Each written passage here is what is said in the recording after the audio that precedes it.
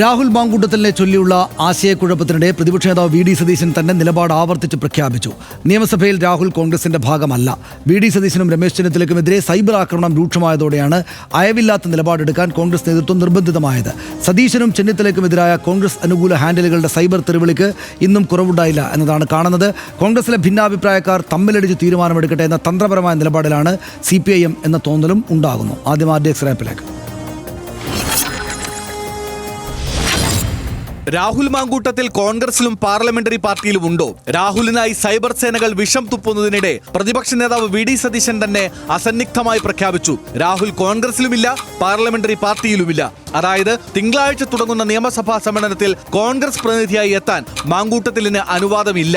മാങ്കൂട്ടത്തിൽ സഭയിലെത്തിയാൽ പ്രതിപക്ഷം പ്രതിരോധത്തിലാകും എന്ന മുന്നറിയിപ്പും സതീശൻ ഉന്നത നേതൃത്വത്തെ അറിയിച്ചിട്ടുണ്ട്. ഇക്കാര്യത്തിൽ വിട്ടുവീഴ്ച ചെയ്താൽ സർക്കാരും CPIM അത് ഉപയോഗിക്കും. കോൺഗ്രസിന് കനത്ത തിരിച്ചടി കിട്ടും. മാങ്കൂട്ടത്തിലിനെ സംരക്ഷിക്കണമെന്ന് ഷാഫി പറമ്പിലടക്കം A ഗ്രൂപ്പിലെ ഒരു വിഭാഗം ആവർത്തിക്കുന്നുണ്ട്. കോൺഗ്രസിന്റെ സൈബർ ഹാൻഡിലുകളിൽ നിന്ന് സതീശനെതിരെ തെറി അഭിഷേകം തുടരുകയാണ്. സൈബർ ആക്രമണത്തിൽ മറുപടി നൽകേണ്ടതില്ല എന്ന അഭിപ്രായത്തിലാണ് പ്രതിപക്ഷ നേതാവ്. അതേസമയം രാഹുൽ മാങ്കൂട്ടത്തിൽ നിയമസഭാ സമ്മേളനത്തിൽ പങ്കെടുക്കുന്നതിൽ അയോഗ്യതയില്ലെന്ന നിലപാടിലാണ് KPCC അധ്യക്ഷൻ സണ്ണി ജോസഫ്. വിഷയത്തിൽ തൽക്കാലം ഇടപെടേണ്ടതില്ല എന്ന തന്ത്രപരമായ നിലപാടിലാണ് CPIM. രാഹുൽ സഭയിലെത്തിയാൽ CPIM പ്രതിഷേധിച്ചേക്കും. RDX news Malayalam.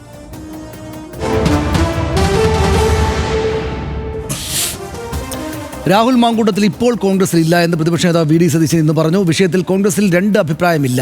സാമൂഹ്യ മാധ്യമങ്ങളിൽ ആരെങ്കിലും എന്തെങ്കിലും പറഞ്ഞാൽ മറുപടി പറയേണ്ട ബാധ്യതയില്ലെന്നും സതീശൻ തുറന്നടിച്ചു. സോഷ്യൽ മീഡിയയിൽ ആരെങ്കിലും കയറി വല്ലത് എഴുതിയെന്നും മറുപടി പറയേണ്ട ബാധ്യതയൊന്നും ഞങ്ങൾക്കാർക്കില്ല. പാർട്ടിയുടെ നേതാക്കന്മാരോ ആരും അതിനെക്കുറിച്ച് അഭിപ്രായം പറഞ്ഞിട്ടില്ല. പാർട്ടി ഉചിതമായ സമയത്ത് ഉചിതമായ തീരുമാനമെടുക്കും. അത് KPCC പ്രസിഡന്റ് നിങ്ങളെ അറിയിക്കും. അത്രയല്ലോ. അല്ല, അത് അറിയിക്കും. അദ്ദേഹം സസ്പെൻഡ് ചെയ്ത്, അദ്ദേഹം പാർലമെന്ററി പാർട്ടിയുടെ ഭാഗമല്ല. സസ്പെൻഡ് ചെയ്ത് പാർട്ടിക്ക് പുറത്താണ്, പാർലമെന്ററി പാർട്ടിക്കും പുറത്താണ്. ഞങ്ങളുടെ പാർലമെന്ററി പാർട്ടിയിലില്ല. രാഹുൽ മാങ്കൂട്ടത്തിനെതിരായ നടപടി കോൺഗ്രസ് ഒറ്റക്കെട്ടായി എടുത്തതാണെന്ന് KPCC പ്രസിഡന്റ് സണ്ണി ജോസഫ് പറഞ്ഞു. എന്നാൽ നിയമസഭാ സമ്മേളനത്തിൽ പങ്കെടുക്കുന്നതിൽ രാഹുലിന് അയോഗ്യതയില്ല. പങ്കെടുക്കണമോ വേണ്ടയോ എന്ന കാര്യം രാഹുലിന് തീരുമാനിക്കാമെന്നും സണ്ണി ജോസഫ് പറഞ്ഞു. അദ്ദേഹത്തിന് ഒരു MLA എന്ന നിലയ്ക്ക് സഭയിൽ പങ്കെടുക്കുന്നതിന് അയോഗ്യതയില്ല. സഭയിൽ പങ്കെടുക്കുന്നതിന് യാതൊരു അയോഗ്യതയും ആസിറ്റീസ് ഇല്ല. തീരുമാനിക്കാം. രാഹുൽ മാങ്കൂട്ടത്തിൽ നിയമസഭയിൽ വരുന്നതിൽ തെറ്റില്ല എന്ന് UDF കൺവീനർ അടൂർ പ്രകാശും പറഞ്ഞു. ആരോപണം നേരിടുന്ന മറ്റുള്ളവരും സഭയിലുണ്ട്. തെരഞ്ഞെടുക്കപ്പെട്ട വ്യക്തിയാണ് രാഹുൽ മാങ്കൂട്ടത്തിൽ. പ്രതിഷേധം ഉയർന്നാൽ സംരക്ഷിക്കേണ്ടത് സ്പീക്കറുടെ ചുമതലയാണെന്നും അടൂർ പ്രകാശ് ചൂണ്ടിക്കാട്ടി. തെരഞ്ഞെടുക്കപ്പെട്ട വ്യക്തി എന്നുള്ള നിലയിൽ അദ്ദേഹത്തിനുള്ള അവകാശങ്ങൾ ഉണ്ടാകുമല്ലോ. അത് സ്പീക്കർ തന്നെ പറഞ്ഞല്ലോ. എൻ്റെ കൈവശം ഇതുവരെ ഒരു പരാതിയും കിട്ടിയിട്ടില്ല. നിയമസഭയിൽ പ്രതിഷേധം വന്നാൽ അതിന് പ്രതിഷേധത്തെ ചെറുക്കേണ്ടതും അതിന് പ്രൊട്ടക്ഷൻ കൊടുക്കേണ്ടതും സ്പീക്കറുടെ ചുമതലയാണ്.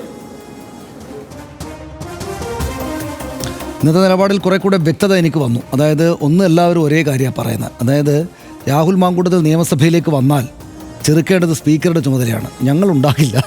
പാർലമെൻ്ററി പാർട്ടിയുടെയും കോൺഗ്രസ് പാർട്ടിയുടെയും ഭാഗമല്ല രാഹുൽ മാങ്കൂട്ടത്തിൽ. അതുകൊണ്ട് അയാൾക്ക് വേണമെങ്കിൽ ഇങ്ങോട്ട് വരാം. അയാൾ MLA ആണ്. ആ യോഗ്യത സ്വാഭാവികമായിട്ടുണ്ട്. എന്തെങ്കിലും പരാതിയില്ല, എന്തെങ്കിലും നടപടിയില്ല. അതുകൊണ്ട് MLA എന്ന നിലക്ക് വരാമെന്ന് തീരുമാനമെടുക്കേണ്ടത് രാഹുൽ മാങ്കൂട്ടത്തിൽ തന്നെയാണ്.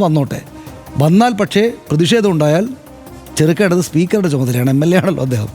ഞങ്ങളുടെ ഭാഗമല്ല, പാർലമെൻ്ററി പാർട്ടിയുടെയും ഭാഗമല്ല, കോൺഗ്രസ് പാർട്ടിയുടെയും ഭാഗമല്ല എന്ന് ഖണ്ഡിതമായിട്ട് സതീശൻ പറയുന്നു. വളരെ വളരെ വ്യക്തമാണ്. ഇക്കാര്യത്തിൽ കഴിഞ്ഞ ദിവസം ഉണ്ടായിരുന്ന പോലെ എന്തെങ്കിലും എതിരഭിപ്രായങ്ങളില്ല പാർട്ടിക്കകത്ത് എന്ന് കൂടുതൽ ബോധ്യപ്പെട്ടൊരു ദിവസമാണ് എനിക്കുന്നത്.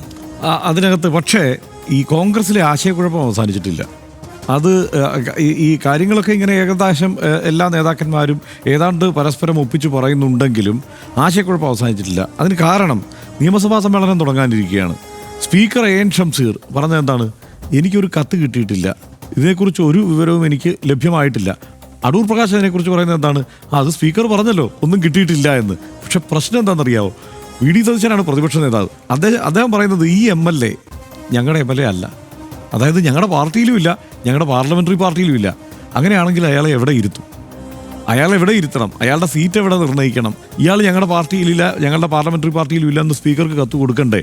അങ്ങനെയാണെങ്കിൽ അതുമാത്രമല്ല ഇയാൾക്കുള്ള ഇരിപ്പിടം എവിടെയാണ് എന്നുള്ള കാര്യത്തിൽ സ്പീക്കറോട് നിങ്ങൾ ആലോചിച്ച് തീരുമാനിക്കണമെന്ന കാര്യത്തിൽ കത്ത് കൊടുക്കണ്ടേ? അല്ല, അതാണല്ലോ സാധാരണ ഒരാളെ പാർട്ടിയിൽ നിന്ന് പുറത്താക്കിയാൽ ചെയ്യേണ്ട നടപടിക്രമം. അത് ചെയ്യുമോ എന്നുള്ളതാണ് എൻ്റെ ചോദ്യം. ആ കാര്യത്തിൽ ഇതുവരെ ഒരു ഉത്തരവില്ല. വി.ഡി. സതീശൻ വളരെ കൃത്യമായി പറയുന്നുണ്ട്, അയാൾ ഈ പാർട്ടിയിലുമില്ല, പാർട്ടിയുടെ പാർലമെൻ്ററി പാർട്ടിയിലുമില്ല എന്ന്. എന്നത്തെയും പോലെ വി.ഡി. സതീശൻ്റെ വാക്കുകൾ തന്നെയാണ് ഏറ്റവും കൃത്യമായി ഉള്ളത്, അഗ്രസീവായുള്ളത്. ആ കാര്യത്തിൽ സംശയമൊന്നുമില്ല. ഇപ്പോൾ പിന്നെ ഉള്ളൊരു മാറ്റം എന്തെന്ന് പറയുന്നത് സണ്ണി ജോസഫ് ഇന്ന് പ്രതികരണം ഞാൻ മുഴുവൻ ഇരുന്ന് കണ്ടു. അപ്പോൾ ആദ്യഘട്ടത്തിൽ ഇത് ചോദ്യം വരുമ്പോൾ മാത്രമാണ് സണ്ണി ജോസഫ് ഈ പ്രതികരണങ്ങളിലേക്ക് എത്തുന്നത്. ആദ്യഘട്ടത്തിലെ ചോദ്യം ഇതിലാദ്യം വന്ന ചോദ്യം എന്നത് സമ്മേളനത്തിൽ പങ്കെടുക്കാമോ രാഹുൽ മാങ്കൂട്ടത്തിന് എന്നതാണ്. രാഹുൽ മാങ്കൂട്ടത്തിന് സമ്മേളനത്തിൽ പങ്കെടുക്കുന്നതിന് സാങ്കേതികമായ ഒരു തടസ്സവുമില്ല. ശരിയാണ്, സാങ്കേതികമായി ആ നിലയ്ക്ക് അയോഗ്യതയില്ല എന്ന് പറയുന്നത് വാസ്തവമാണ്. സണ്ണി വക്കീൽ നിയമപരമായി തന്നെയാണ് ആ വിഷയത്തെ ആ നിലയ്ക്ക് അവതരിപ്പിക്കുന്നത്. അല്ലെങ്കിൽ ഇവർ അങ്ങനെ പറയണം, MLA സ്ഥാനം രാജിവെക്കണം. അതിനകത്ത് ഒരു കാര്യം കൂട്ടുണ്ട്. അതായത് തീരുമാനമെടുക്കേണ്ടത് നമ്മൾ എഴുതുമ്പോൾ ഇങ്ങനെ എഴുതുക, അതായത് തീരുമാനമെടുക്കേണ്ടത് രാഹുൽ മാങ്കൂട്ടത്തിൽ തന്നെയാണെന്നും സണ്ണി ജോസഫ് പറഞ്ഞു. പക്ഷേ എന്താ സംഭവിച്ച യഥാർത്ഥത്തിൽ തീരുമാനമെടുക്കേണ്ടത് രാഹുൽ മാങ്കൂട്ടത്തിലാണോ?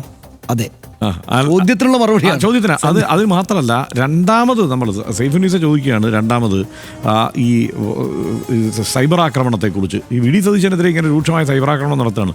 അപ്പോഴാണ് സണ്ണി ജോസഫ് പറയുന്നത്, ആ അഭിപ്രായത്തിലാണ് ഇപ്പോൾ ഐക്യം ഉണ്ടായിരിക്കുന്നതും.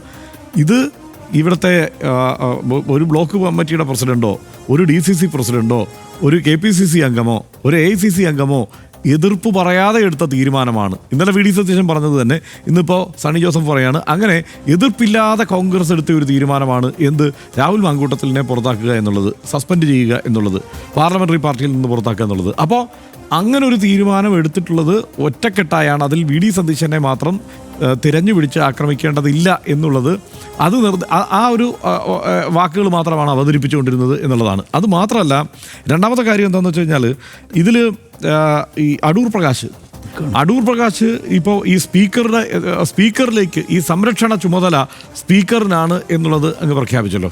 സ്പീക്കറാണ് സംരക്ഷിക്കേണ്ടത്. പക്ഷേ ഇതായിരുന്നില്ല അടൂർ പ്രകാശ് പറഞ്ഞത്. അടൂർ പ്രകാശ് എന്താ പറഞ്ഞത് ഓർമ്മയില്ലേ? ഞങ്ങൾ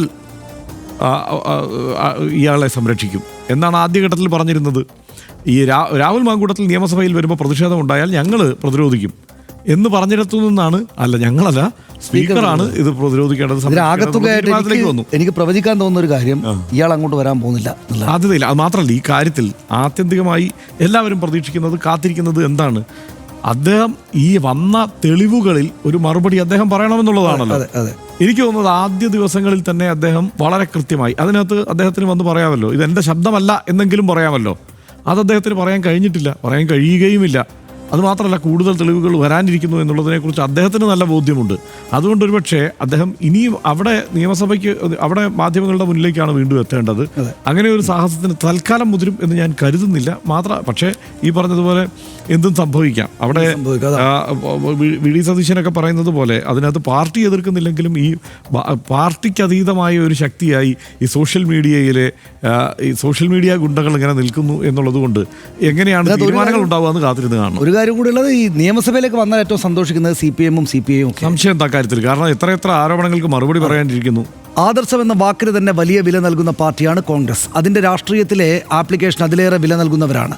ആദർശത്തിൻ്റെ പേരിലാണ് AK ആന്റണി ഒരിക്കൽ മുഖ്യമന്ത്രി സ്ഥാനവും കേന്ദ്രമന്ത്രി പദവിയും വലിച്ചെറിഞ്ഞത്. ആദർശവും ഖദറും ബാക്കിയൊളിപ്പിച്ച് പ്രവൃത്തിയിൽ പ്രതിഫലിക്കാത്തവർ എന്ന് കോൺഗ്രസിൻ്റെ പുതുമുറ നേതൃത്വം വിമർശിക്കപ്പെടാറുണ്ട്. വി.ഡി. സതീശൻ പ്രശംസിക്കപ്പെടേണ്ടത് ലൈംഗിക ചൂഷണത്തിന് നിരന്തരം സ്ത്രീകളെ ഇരയാക്കിയെന്ന് നിരവധി സ്ത്രീകൾ പരാതി പറഞ്ഞതിനെതിരെ എടുത്ത ആദർശത്തിൽ നിന്ന് നിലപാട് ഉറപ്പിലാണ്.